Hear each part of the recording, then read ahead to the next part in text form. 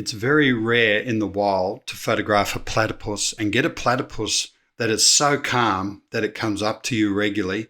And on this particular occasion, that's what happened to us. So how am I going to process this image? I'm going to process this one as simply as possible. So if I hit reset, there's the original photograph.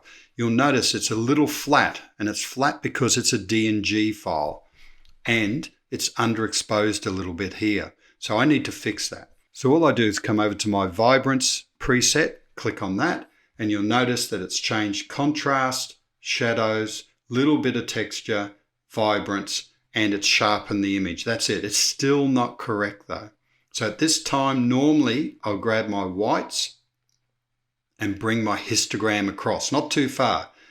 Okay, if you bring it to there, you can see you're actually clipping or losing information, obviously way too bright. So I'm going to bring it back to just before it starts to clip.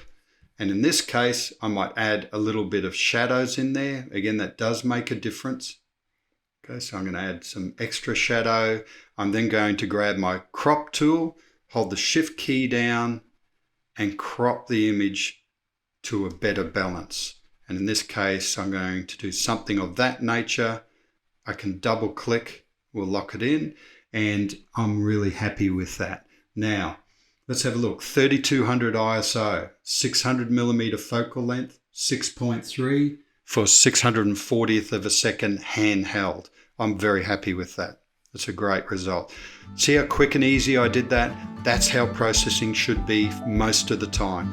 Most images, I take 1 minute, 2 minutes maximum to process an image. Done and dusted. I then hit the number 5 to give it a 5-star rating. That's then ready to go to a publisher like Australian Photography, and it would look great on a 2-page spread.